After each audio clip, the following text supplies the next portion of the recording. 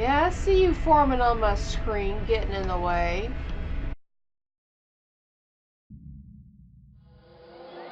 Factorized.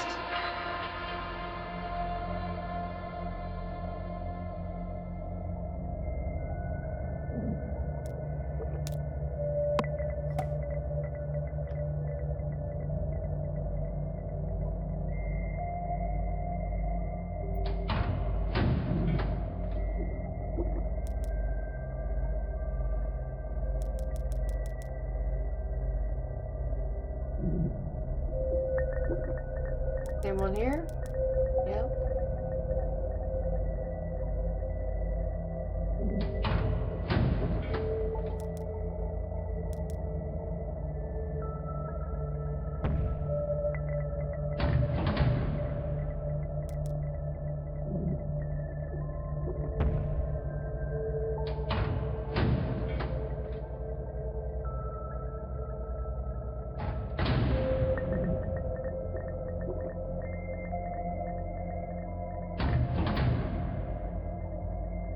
I'm not sure there's much else.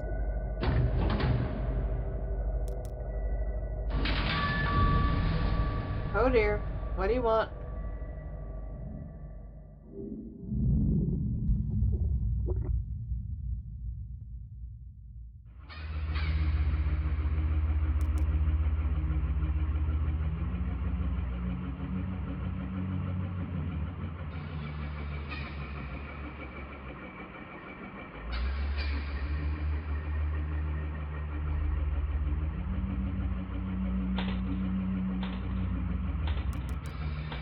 Kind of machine?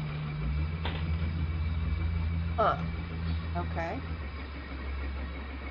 Can't go down that way.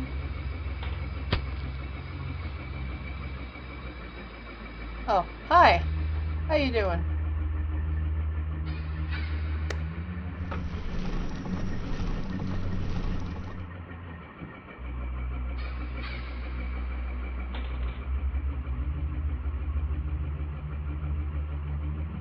I really wish I could run. If just to get through these parts faster.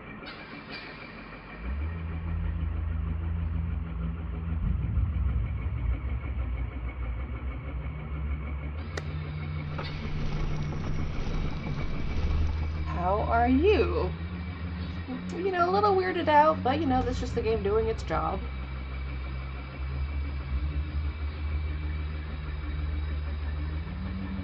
Okay, so it's not that one.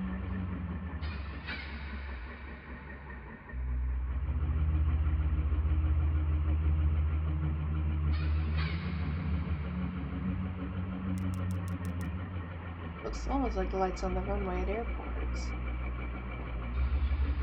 Oh, wait, I think? Yeah, here we are. Creepy mask. What?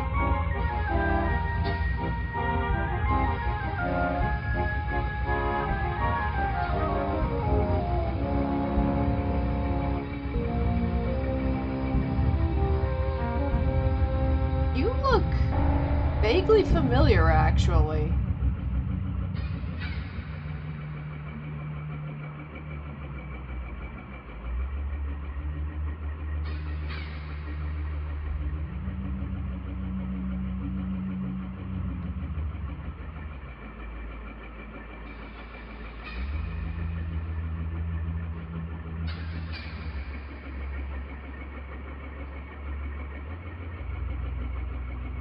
Okay, still not here.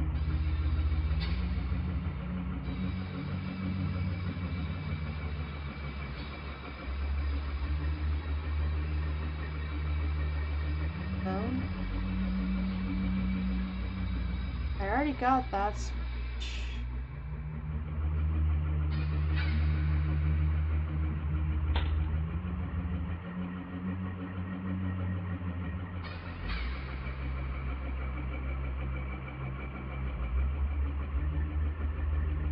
Oh, here we go.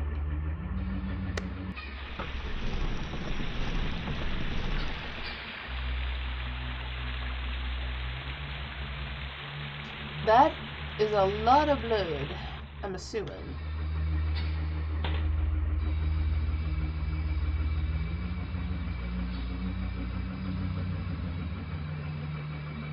Still, I can't open that one? Oh, hey, this is open, though.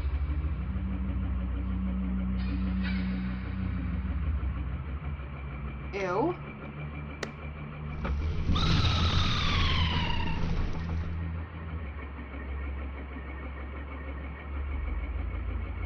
Well, I made the pulsating mass angry.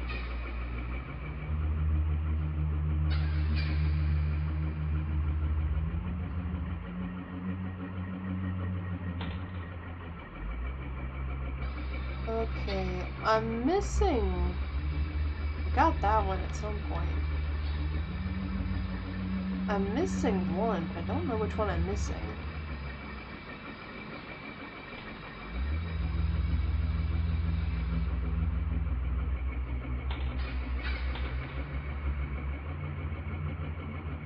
Oh!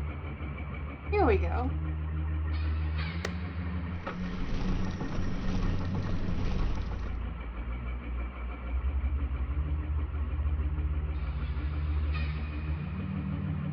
What's this over here?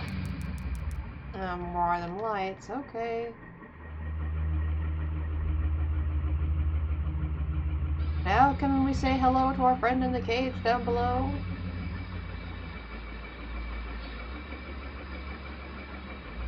Nope, our friend be gone. Where, I do not know. There's a star, for whatever reason.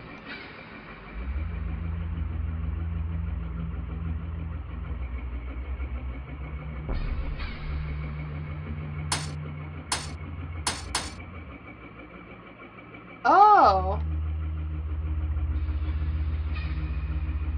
I have no choice, do I?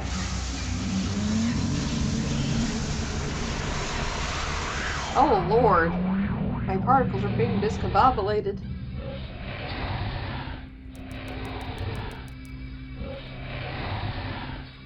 It's funny how certain words can remain hidden from your mind, no matter how blatant or obvious.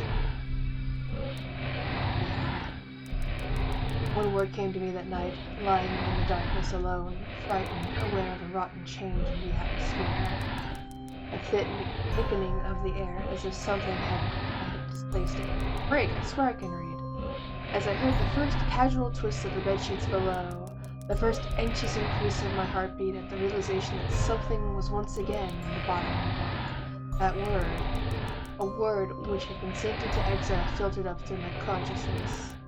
Breaking free of all repression, gasping for air, screaming, etching, and carving itself into my mind. Ghost.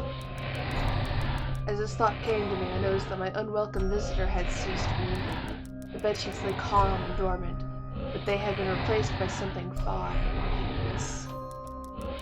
A slow, rhythmic, rasping breath heaved and escaped from the thing below.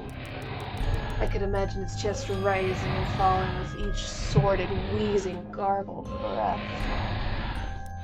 I shuddered and hoped beyond all hope that it would leave without occurrence. Asking a little too much there, kiddo. The house lay as it had the previous night, in a thick blanket of darkness. Silence prevailed, all but for the perverted breath of my as yet unseen bunkmate. I lay there terrified. I just wanted this thing to go, to leave me alone. What did it want?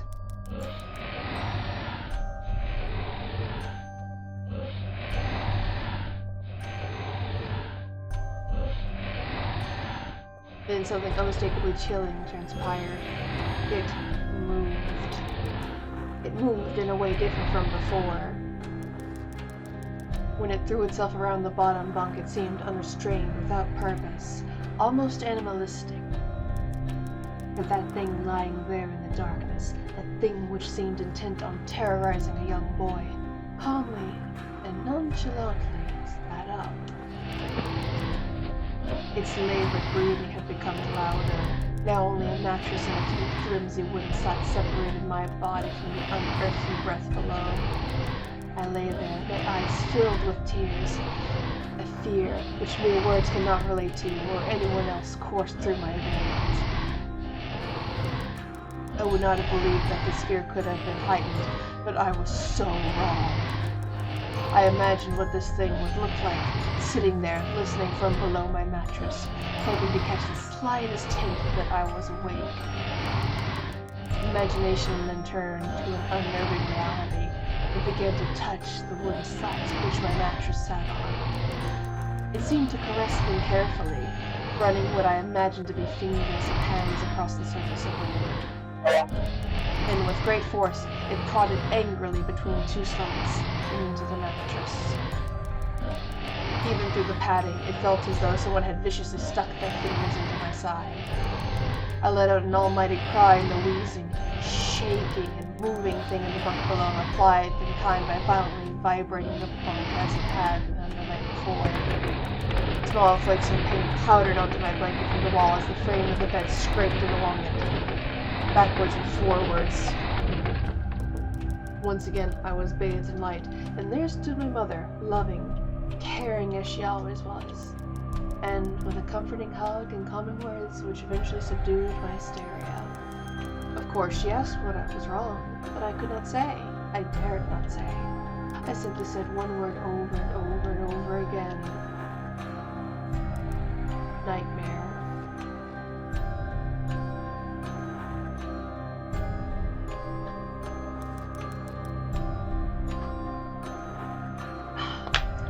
He served water.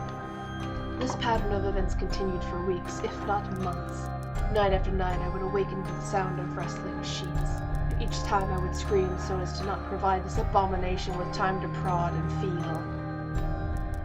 With each cry, the bed would shake violently, stopping with the arrival of my mother, who would spend the rest of the night in the bottom bunk, seemingly unaware of the sinister force torturing her son nightly. Along the way, I managed to feign illness a few times and come up with other, less than truthful reasons for sleeping in my parents' bed. But more often than not, I would be alone for the first few hours of each night in that place. The room where the light from outside did not sit right, alone with that thing. With time, you can become desensitized to almost anything, no matter how horrific. I'd come to realize that, for whatever reason, this thing could not harm me when my mother was present. I'm sure the same would have been said for my father, but as loving as he was, waking him from sleep was almost impossible. Waking me, on the other hand, was no trouble at all, thanks to the nightmares.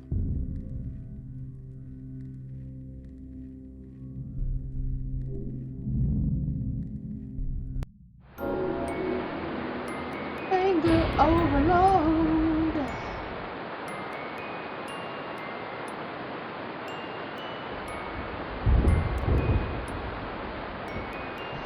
Yes, I will say it. We got a good amount of them. So I don't think we will need them all. Now this... oh shit. Earthquake? What hangs from the wall? A piece of meat hangs to dry from it.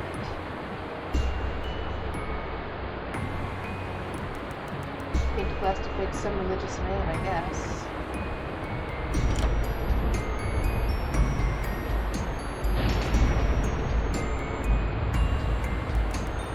The painted glass depicts a scene from the Bible. I can't tell what scene though. Now this area is unfamiliar to me, because the demo ended at the oh hi. The demo ended at the factory.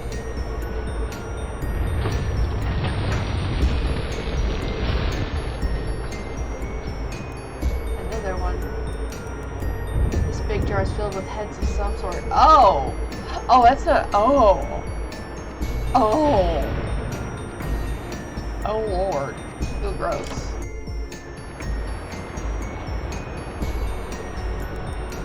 pretty cool, but I'd rather not use it. Yeah, I don't blame you. We're just gonna keep moving.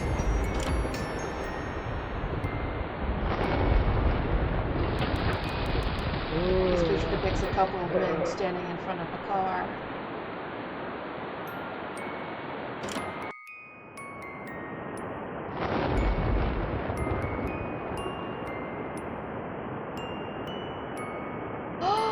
No!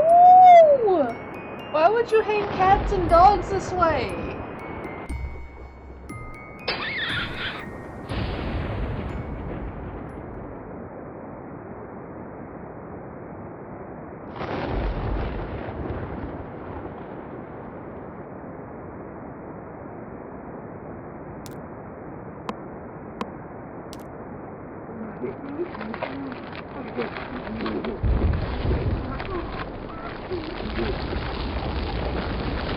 Oh no, it's God's mouth all over again.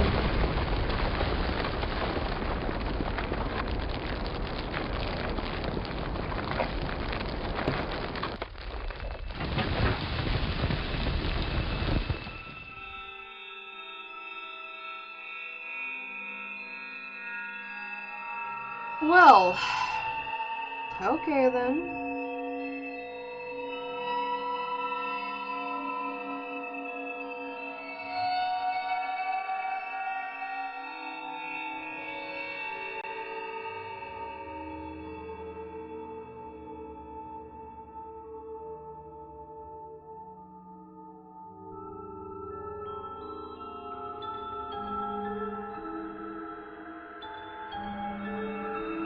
Sorry, the boyfriend messaging.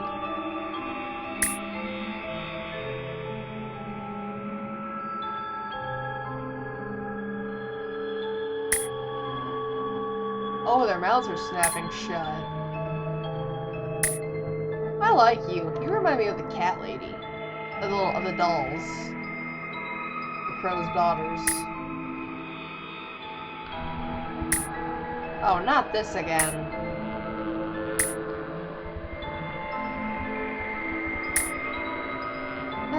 Fine.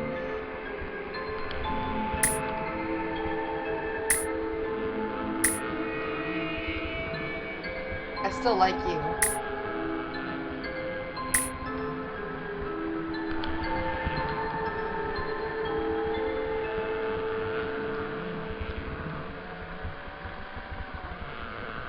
Oh, I gotta keep your mouths shut this time?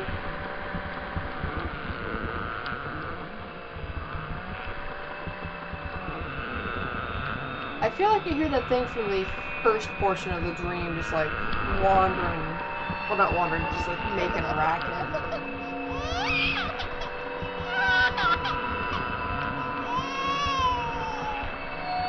Oh, there's the baby in distress.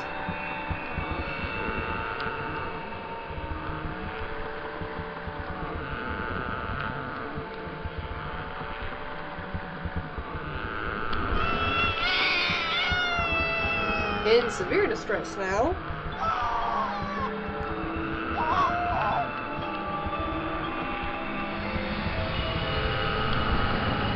Oh. No. Kid, we're gonna jump. And no. Oh.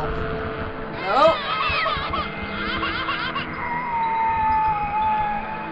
Oh, that's lovely. Just lovely.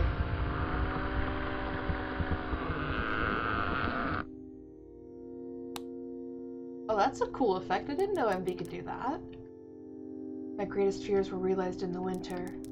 The days grew short, and the longer nights merely provided this wretch with more opportunity.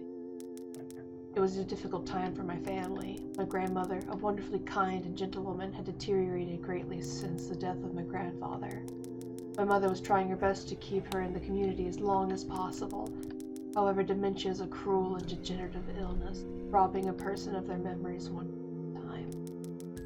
Soon she recognized none of us, and it became clear that she would need to be moved from her house to a nursing home. Before she could be moved, my grandmother had a particularly difficult few nights, and my mother decided that she would stay with her.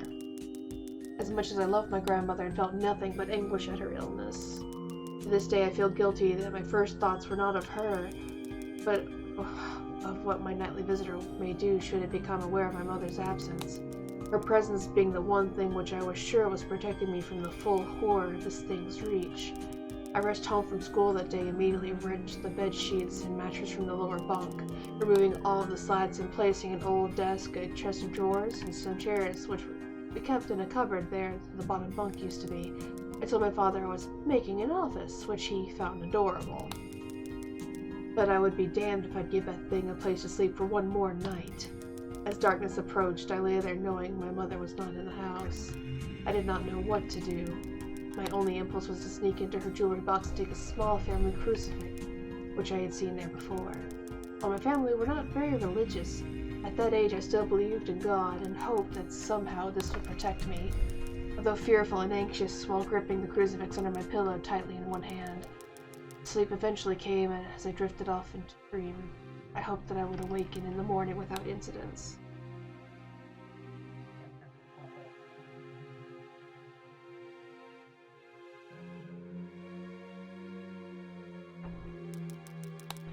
Unfortunately, that night was the most terrifying of all.